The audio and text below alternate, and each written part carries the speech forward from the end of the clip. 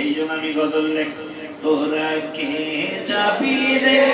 আমার নবীজির দরবার, উম্মতের লাগিয়া নবী কান্দে যারে যায়, তোরা কে যাবি রে, তোরা কে যাবি রে আমার নবীজির দরবার, উম্মতের লাগিয়া নবী কান্দে যারে যায়, তোরা কে যাবি রে। আশিক রে আমার নবী নূরের নবী তো কোলের সরদার, সীমাহীন সম্মান দিয়েছেন আল্লাহ পরোয়ার, আমার নবী নূরের নবী